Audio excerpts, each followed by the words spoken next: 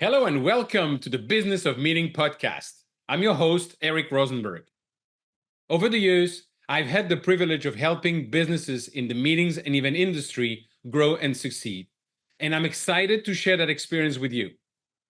If you feel alone and overwhelmed, and if you're looking to take your business to the next level, improve your strategy and sales, and connect with like-minded professionals, you are in the right place. I invite you to visit eventbusinessformula.com and join our community of event business owners dedicated to exponential growth. Now let's dive into today's episode. Hello and welcome to a new episode of the Business of Meeting podcast. And today I am absolutely delighted to speak with Megan Nolan. She has a company called Vitality Wellness, which is already telling you a little bit about what we're going to be talking about today. She lives in Maui and she has a lot of experience in yoga and mental health and wellness. And because we're speaking to small business owners in the meetings and event industry, it's absolutely appropriate to have a conversation with her. Megan, thank you so much for taking the time to speak with me today. Well, thank you so much for having me on. Aloha, everybody. It's so great to be here with you. And I'm so excited to go on this journey together today. Wonderful. But first of all, tell me a little bit about your journey. You're not born in Hawaii, right? You're in Canada? Yes. Well, I was actually born in America and my parents are Canadian. So I spent most of my life in Canada, in Ontario, Canada, where it is beautiful, but brutally cold and very snowy. And I have decided that I am allergic to snow and being cold. I really don't like it. And so I kept moving more and more west. And eventually I moved about as far west as you could go, out into the middle of the Pacific Ocean onto the beautiful island of Maui. And I've lived here for 14 years. And yes, Wow. we do get snow periodically, but only at 10,000 feet on top of the volcanic crater. So it's more of a novelty at that point, but it's lovely and magical, and I'm very grateful to live here. Wonderful. So I thought you were Canadian, yeah, but you're born in the US, so you can become president, which I cannot. So that's a good thing to know. Yes, I have dual citizenship thanks to my very creative parents. Wonderful. Wonderful. You didn't start in the yoga since the moment you were born. So take us a little bit through the journey where you start being interested by everything related to wellness. Thank you. So I have always loved movement and exercise. I'm one of those people that, sometimes is an anomaly to others because it's something really fun and enjoyable to me because I love how I feel after. I love feeling strong. I love feeling energized. I love feeling happy. I love feeling clear-headed. So it's been part of my journey since really as far as I can remember. Even when I was little, I would dance ballet and all that fun stuff. And so my parents were very adamant that I go to secondary education, and I didn't really know what I wanted to study. And so I did a little bit of research and I came back with, okay, well, the population is aging, so gerontology might be an interesting route to take. Let's go. So off I went to university, and my parents were happy, and I was sort of happy, and I loved going to school and I loved learning. And so I studied gerontology, which is the study of aging from a sociological and a psychological perspective. And after 4 years of school and a lot of money, I walked away with one core lesson, that movement is the fountain of youth. And from a variety of perspectives is so vital. And so when I decided to, instead of going to work at a retirement home or a nursing home facility, which as somebody who's really empathetic, I realized I couldn't do. I get too attached to people. It would have been too hard for me. And so after I decided that, I came back to my parents and said, I'm going to take a preventative approach to aging, and I'm going to move to Hawaii and become a personal trainer. Nice. And they were like, okay. So we paid for all the studies for that? That's what they say? Essentially, yes. They weren't thrilled, But my parents were in medicine, and so, they understood the research and the importance behind that. And so, and I've lived in so many different countries, and as you learned initially, I was born in one place, lived in another. And so the fact that I wanted to move out to the middle of the ocean wasn't a big shock to them, but it was more of that, abrupt turn in my career path. So I moved to the big island of Hawaii, which is so incredible and so powerful, and just a really incredible place to live. But it's very different than Maui energetically. I mean, it's an active volcano, so you got to realize it's kind of different. So after doing a few years of the more traditional personal training approach to wellness, I decided to move back to Canada, and I moved to British Columbia, and that's where I did my yoga teacher training. And I Mm, merged the two worlds because they both have such incredible value. Of course, we need strength training and cardiovascular health and core strength that personal training and exercise can bring us. right. But yoga has so much rich personal development and awareness and connection and understanding of self and breath and posture and flexibility and balance. And so, really merging those two worlds gives you the core elements of lifelong vitality, which is a huge part of my work. And so after a while, I realized, well, British Columbia is really lovely, but it rains all the time, and I don't like rain either. And so I moved back to Hawaii. And now, yes, 14 years. So it's been an interesting, as it is with many entrepreneurs, where we're so passionate, right? We have this interests you, and you kind of follow that for a while. I call it following the thing from Dr. Seuss.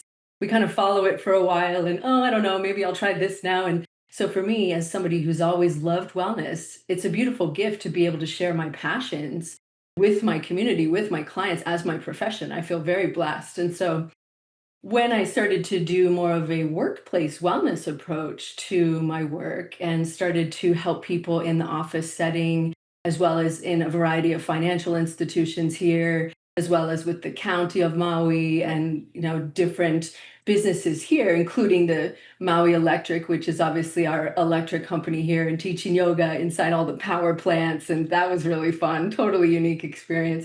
I realized that these tools are so potent, and they're very practical, and they're very impactful. And so it's great for us to have a morning routine, which I'm a huge proponent of.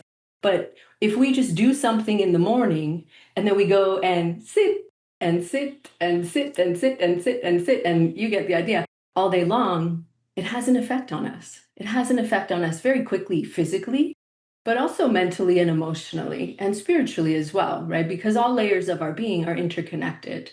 And so, what I came to realize is that when we can take these little mindful moments throughout the day of movement, of grounding, of breathing, whatever it is, little power pauses, I call them, then you can weave these tools into your life. Because, especially as entrepreneurs, as creatives, we're going out there. You're going out there and you're giving so much to your community, to your Mhm. audience, to the event, to your client. And all of that is a reflection of you and your energy. And if you're tapped out and you're unresourced and your nervous system is just fried and burnt out, then you might think you're hiding it, but people pick up on that. They pick up on it. People are more sensitive than they realize. Some people know that, but not everybody. But all humans are constantly scanning the environment for information, and if we are tapped out and we're not taken care of, and we present in a sales call, for example, or on a podcast, and we show up and we are defeated and deflated in our Mm, mm. posture, then people pick up on that so quickly, right? And Yep. so it's been an evolution and a deeper understanding of how these ancient tools of yoga and, of course, of exercise physiology, not as ancient, but still well researched and validated, can be really impactful in the workplace setting. And especially when we have periods of long duration of sitting. And we can talk about the impact of sitting and all that's come to, we've come to know about that and how it impacts focus and creativity and all of that. But where I get really interested in it, of course, from all of those perspectives, but as somebody who's very interested in supporting other entrepreneurs and making sure that you are vibrant and you're showing up fully and grounded and taken care of because you're here to do big things. And it's important that you continue to do all those big things, is from a mental health perspective, because life is stressful, being an entrepreneur is a lot more stressful than I thought. I didn't read Yeah. the brochure, apparently, but it's a lot. And so giving people these tools in a really impactful and usable way, whether that's at an event or in somebody's, home work office, whatever it is, it can be such a game changer for people. And so I'm grateful to be able to share some of those with your community today. That's awesome. Do you have like an app or a meditation that you've recorded yourself? Yes? Because I have to tell you, you're talking about the volcano. I don't know. We never met. So it's just from some conversation went on Zoom in today. You have this volcano aspect in your personality. And in the meantime, when I'm listening to you, you have, I don't know what's the right word in English, a soothing voice that, it's calm listening to you. And so you've recorded some meditation. Where can people find it? Well, definitely on my YouTube channel, and I can share more information at the end on my YouTube channel. A lot of it is inside communities that I host. And so thank you. I appreciate that. The volcanic energy. Wow. That's a compliment. And the soothing one, both. So you're Yes. talking about the impact of seating, Yes. and I know that's one of the topic that you like to talk about. And I read it when you say the impact of seating on mental clarity, on focus, and on information retention. I was like, you know what? When I'm coaching small business owners and solopreneur in the industry, one of the thing is they are alone, they're overwhelmed, they don't have clarity on how they're gonna go and develop their business. And so you mentioning the impact of seating on that. So what is the impact of seating on mental clarity and focus and information retention? Sure. Well, I think it's best experienced. Shall we do something fun and give it a go and get a sense for it? So it Sure. looks to me like you're standing right now. Yes. Yes. Okay. So we both are standing and we can do it standing, and that's fine. So for anybody that's listening, obviously, please be mindful if you're driving, just keep your eyes open and all that. Be safe, be safe, be safe. So, what I'd love for you to do right now is, regardless of whether you're sitting or standing, if it's safe for you to do so, and only if it's safe, you can go ahead and close your eyes. Okay. So just go ahead and close your eyes for a moment. And let's take a breath in and notice how it feels to breathe and just be present with your breath.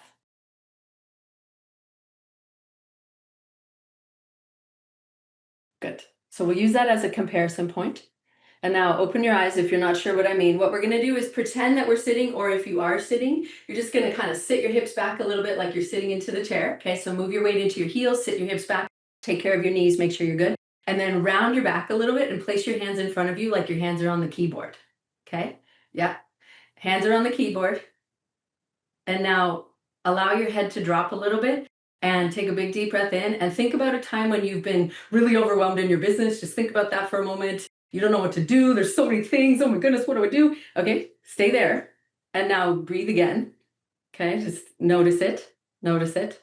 Okay, that's enough. I don't want to leave you there. Please go ahead and stand back up or sit back up. Relax your shoulders back and take another breath.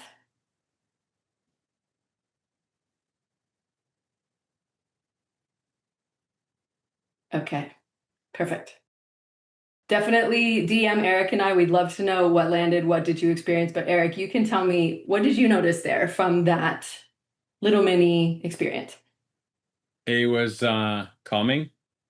Okay. And then when I stand up at the end and took another breath, I was not thinking about the overwhelming situation. Okay. Perfect.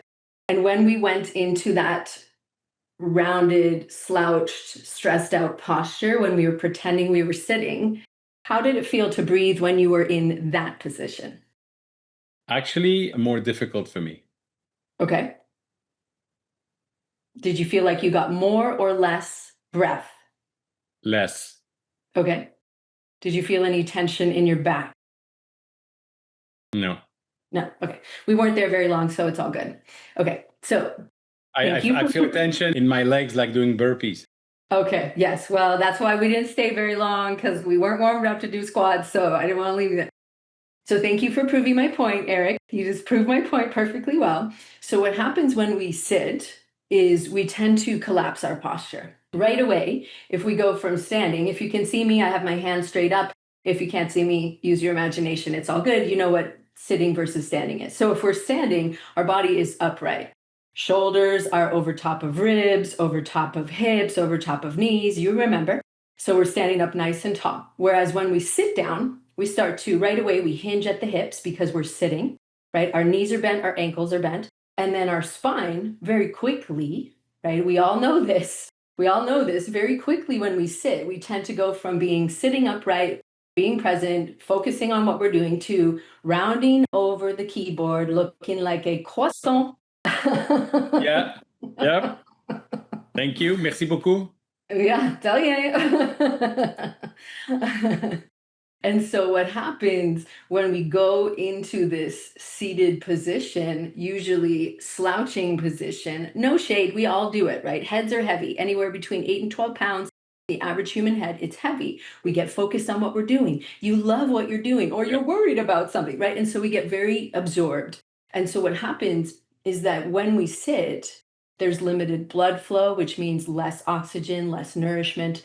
But when it comes to what we're talking about here, our our breath, is when we move into that more rounded, weaker, not as efficient posture. I never say it's bad. It's not bad or good. It's just not as efficient as being upright. Our vital lung capacity, which is your ability to breathe deeply and fully, goes down by 30%. So that means 30% less oxygen and nourishment throughout your entire body, which I know you're smart and you know includes your brain, right? And so that's one of the very direct impacts on creativity and focus. Mm. So most people spend anywhere between 6 to 8 hours working, sitting down, and usually with eating and leisure times, it's upwards of 10 hours a day. Of Right. obviously, there's differentials in this based on occupation and country. We all have different movement patterns. Some people have standing desks, et cetera, et cetera. So the duration of sitting matters because after about the 30-minute mark, some people start to experience changes. And Mm. usually at about the 60-minute mark is when we start to notice very marked physiological changes in that we have that decreased energy flow and our body. Even though you may not think that you're stressed, you might be like, this is the best email I've ever written. I'm so Right. excited to send it. But you're breathing and in a way that your body is receiving the signal that you are stressed out, right? Because you're taking those short and shallow breaths because you're not breathing as properly because the backup team, which is in your neck and shoulders, aren't as good at breathing as your diaphragm is. So when your brain receives the signal from your body and your body sends 80% more information to the brain than the brain sends to the body, right? The body Mm. sends way more information. So your body's saying, we're stressed, we're stressed. I don't know what's going on, but we're stressed. And so your brain says, okay, survival mode activated. And what happens then is that your prefrontal cortex, which is the big logical cognitive function, higher aspect of the mind, part of the brain, goes, we are not needed right now. We are in survival mode. And your brain goes into threat detection mode. That is not where we have creative ideas. It's survival mode. And this is your biological wiring. This is non negotiable. This is human reality. So it's so important for us to be aware of that. That's fascinating. So, what are the recommendation to avoid that? First of all, I guess first of all is to be aware of it and your posture. Mhm. But what is it then? Like both of us are now standing up. It's going out for a walk, and it's having a timer every hour. That get up, like I have with my watch. What is it exactly? All of those are excellent suggestions. And I have found that within myself and in the entrepreneur community, we do best when we have those reminders because we can have really good intentions going into it. But you get into the flow of what you're doing Oh and you're yeah. like, oh, just one more thing, just one more thing. And then it's 3 days later and you're still doing one more thing. And so the general rule is 28-2. So if you are comfortable sitting, my back doesn't really like me sitting much. So I mostly do my work standing and I sit periodically. So you can go 20 minutes of sitting and working, very focused work. Turn off the distractions. What can you do in 20 minutes, right? The work that we have to do expands to the container that we give it. It's called Pareto's principle. So if you say 20 minutes, I'm going to get it done, I'm going to send out Mm. 3 emails or whatever, give yourself that really dedicated time, 20 minutes. Okay, so 20 minutes and then 8 minutes. If you have the standing desk, right, you can just and then do standing. Or maybe there's some work that you could do standing, right? Maybe that's when you could go into your DMs and you're standing, you could reply to a couple people, whatever. And then 2 minutes pause. 2 minutes of coming back into your body, coming back into strong, efficient, confident posture, because your energy will benefit from that.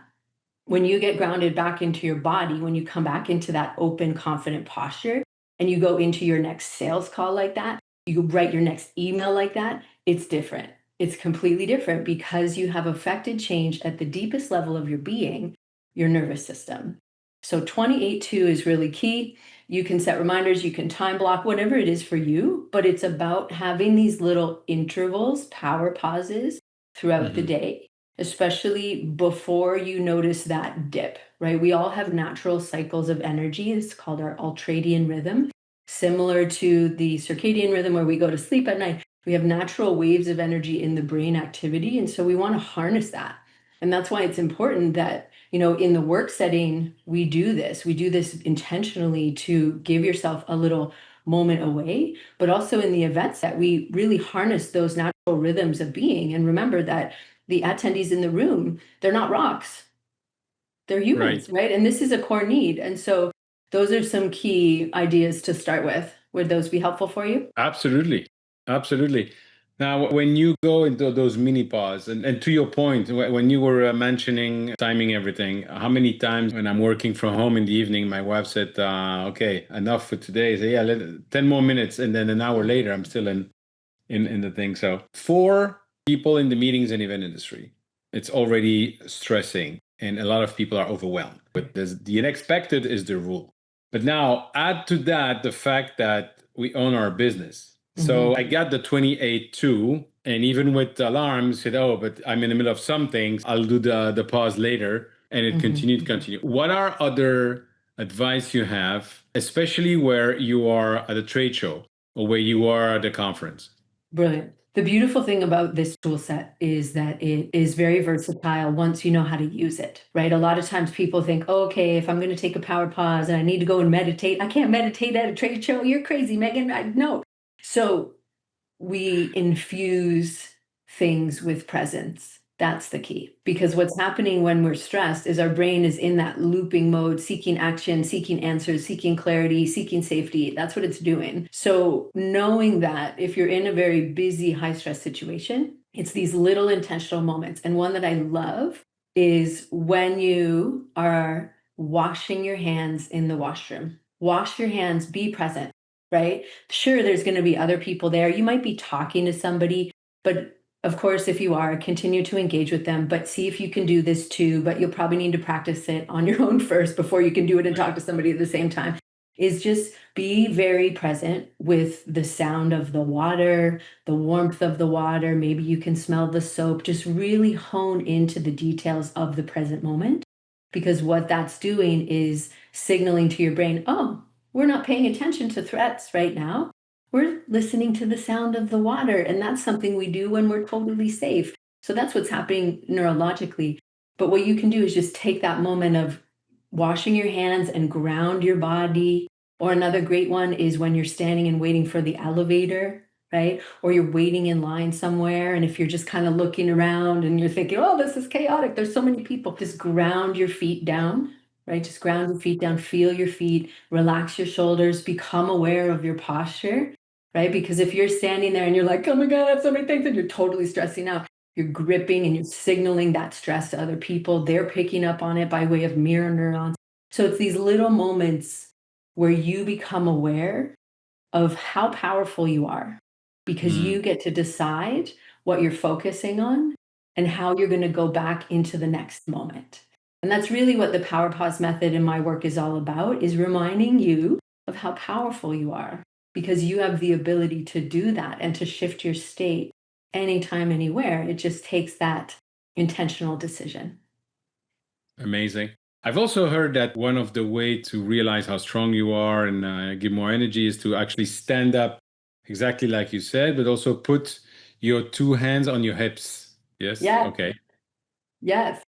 So there's an incredible body of research by Amy Cuddy, and she's at a university here in the US. I believe she's at Stanford. And she studied deeply the impact of body language. And so what you're talking about, I call, and she calls this too, is the power pose.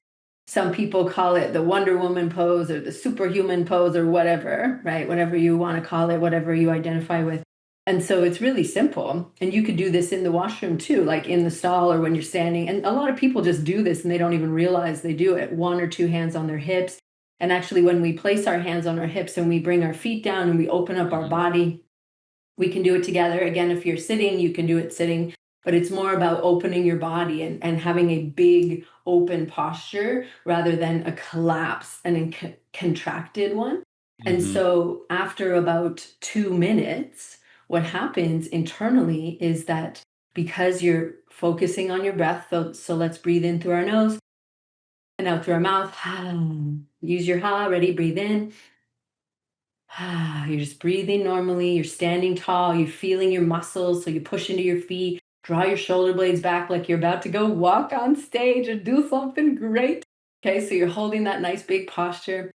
And what happens after 2 minutes, not very long, is there's actually a significant decrease. So a Mm. decrease going down in cortisol. So cortisol is one of our main stress hormones associated with inflammation, pain, and really associated with stress. And stress is, we could talk a lot about how it's associated with every major chronic disease. So when Right. we bring the cortisol levels down, so what's happening in the power pose, cortisol is coming down and testosterone levels are going up.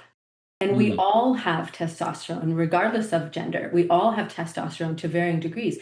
So that means that you are less stressed, and testosterone is involved with going after it, taking action, yes, energy, big energy, leadership energy. So that's where you're getting into that leadership energy in that regulated state of the nervous system, really in that powerful, confident pose, that tapping into the energy of, yes, I can do this.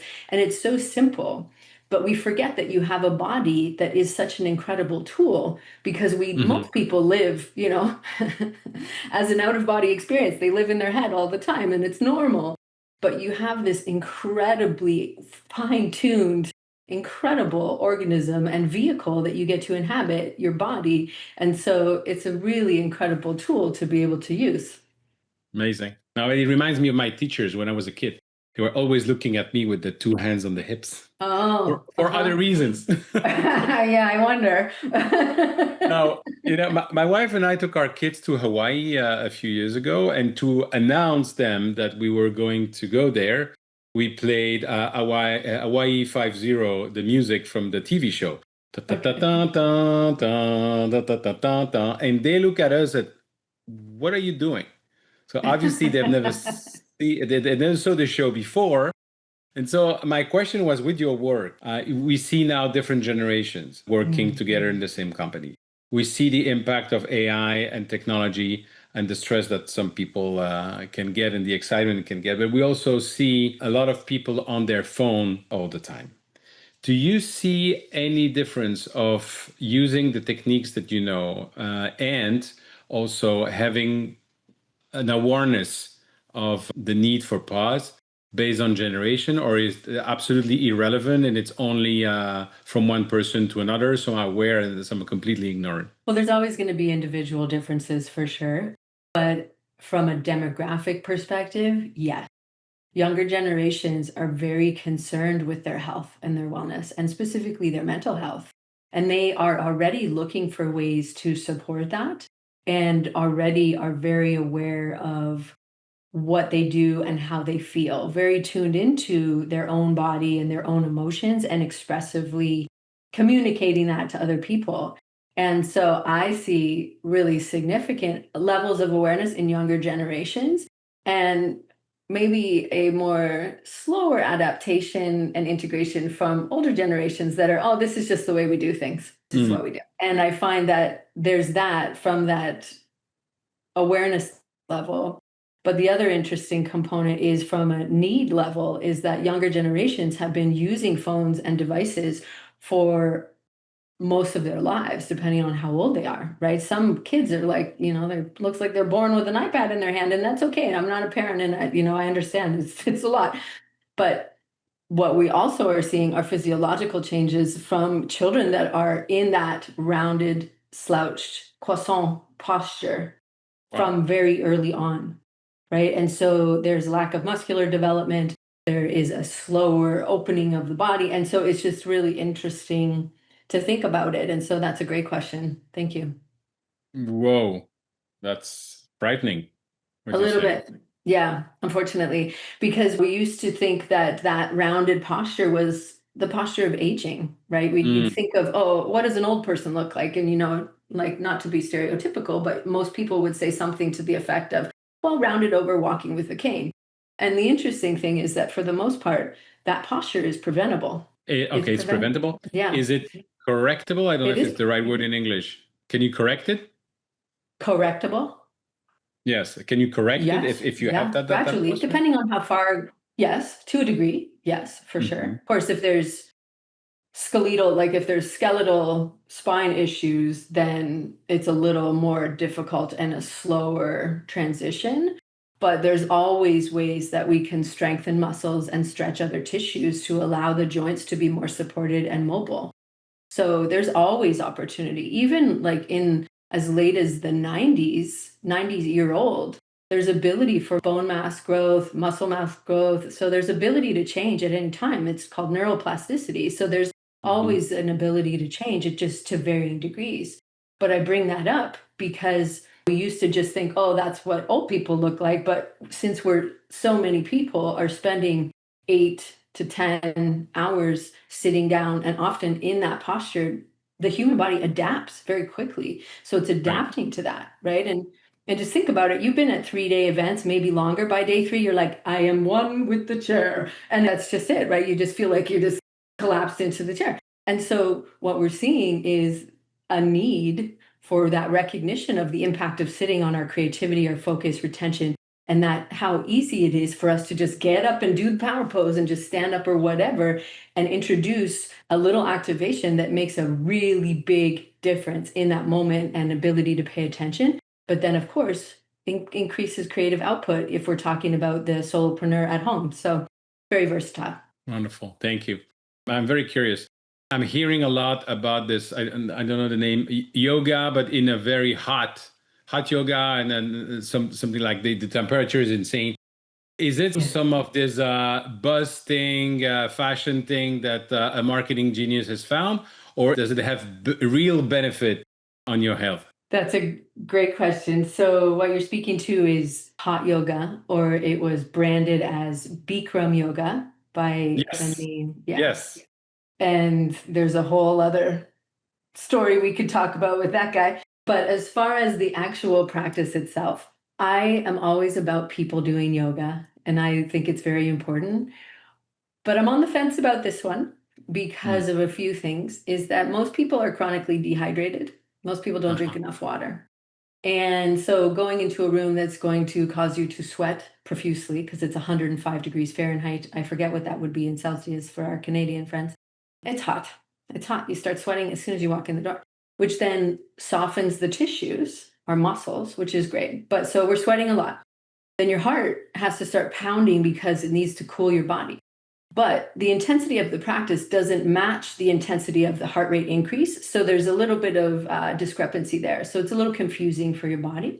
So your body is pumping really hard to get blood and oxygen and cool you down through sweat. So it's a little bit hard on some people's heart. So that can be a challenge too.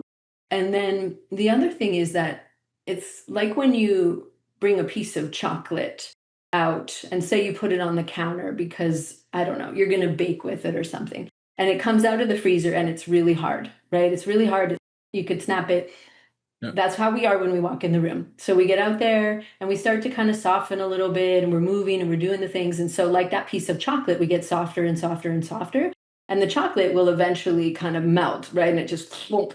And so, Yep. what happens is if people don't have A, physical awareness, B, physical strength, and don't feel compelled to push, because there's a lot of intensity in the practice and the way that that's practice is taught, is that sometimes people go too hard too fast, right? And they just don't have that level of body awareness, and the muscles don't have the capacity to stretch, and then the tendons and the ligaments take the brunt of it. And so that's just what I have done and learned in my research and working with people. And so I would, if you feel that you're hydrated, you have really great body awareness, your heart is healthy, you have really, you're strong, but maybe you want to work on your flexibility, then go for it. I love it. I'm here for you doing yoga. But I would say maybe warm yoga.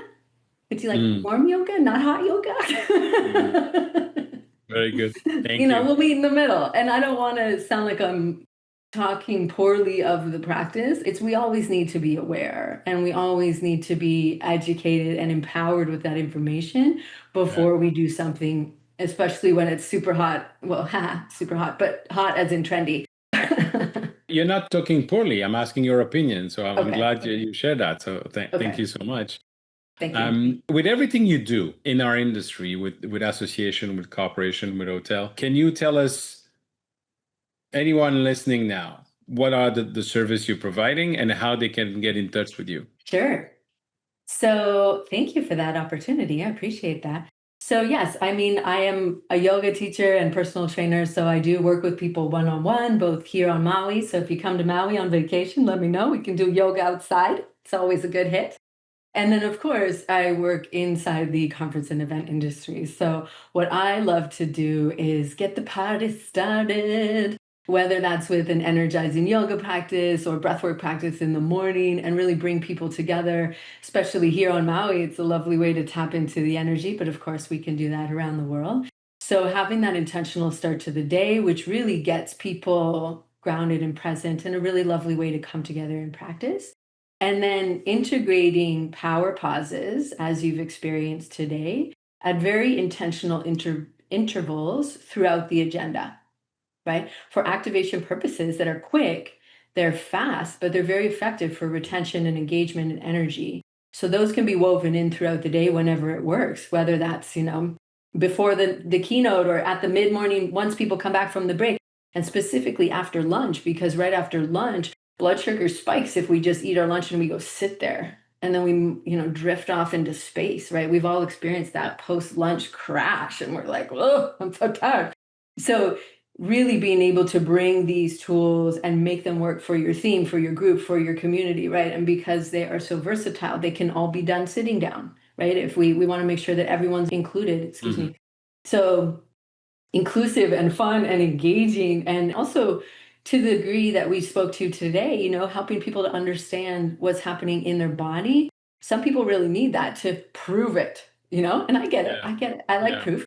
I like proof, but it can also be really fun. And so we call these recess for adults. It's the same thing. It's getting up and getting moving, energizing. So those are what I offer throughout the agenda, as well as doing my keynote of Habits of a Happy Human, Small Shifts for a Chaotic World. So there's lots of ways that I can support throughout your event, and both virtually and, of course, here on Maui. I mean, it's a lovely destination. So if you ever come here, let me know. Awesome. And how do people get in touch with you? Yes. Well, if you would like to experience a power pause for yourself, you got to experience little ones here, right? Hopefully you were playing along with us, and I'd love to know how those landed for you. But if you want to experience one that's designed for you, your body, your needs, or maybe you have something coming up, you can go to takeapowerpause.com.